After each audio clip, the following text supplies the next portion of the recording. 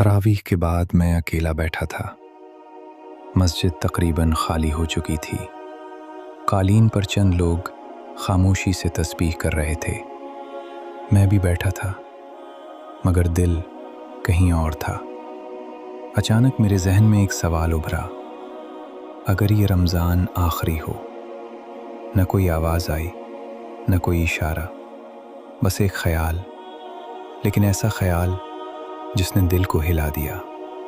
मेरा नाम सलमान था, न बहुत नेक न बहुत बुरा। नमाज कभी वक्त पर, कभी क़ज़ा।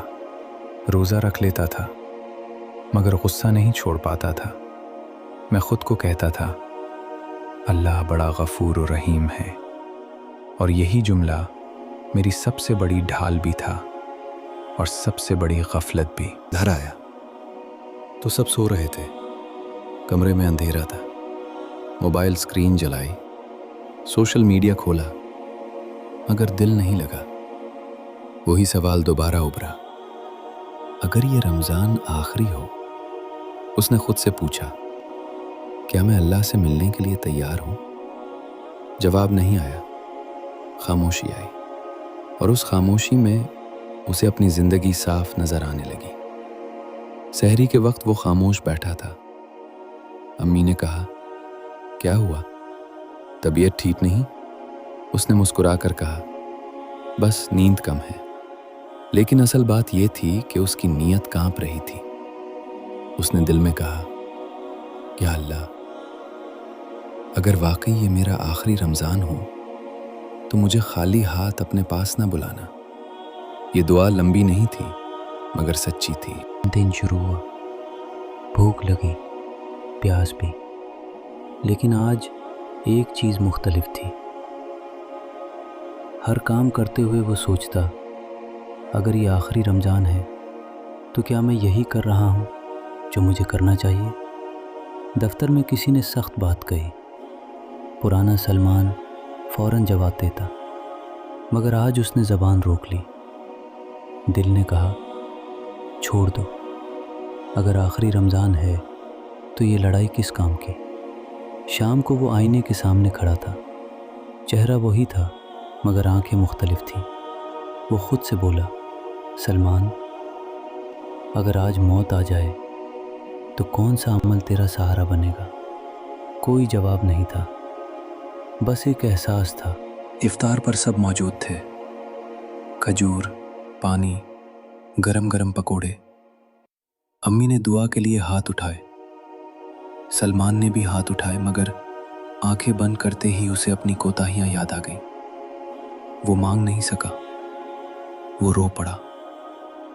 ये पहला इफ्तार था जब उसने कुछ मांगा नहीं, सिर्फ माफ़ी चाहिए। और तरावी में वो आखिरी सफ में खड़ा था। हर सजदा भारी लग रहा था। वो सोच रहा था, अगर ये आखिरी सजदा हो। आंखों से आंसू गिर गए, कालीन भीग गया। उसने दिल में कहा, या अल्लाह, मुझे दुनिया से नहीं, अपनी नाराज़गी से डर लगता है। रमज़ान के दिन खामोशी से गुजरने लगे। सलमान बदल रहा था। वो कम बोलने लगा, ज़्यादा सोचने लगा।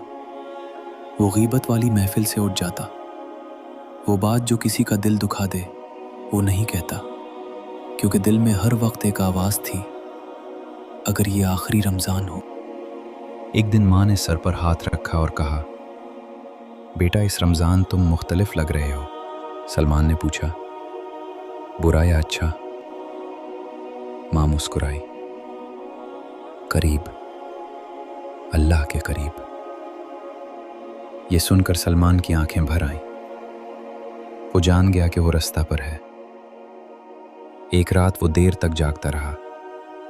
उसे याद आए वो लोग जिनका दिल उसने दिखाया था, वो रिश्ते जिन्हें उसने वक्त नहीं दिया था।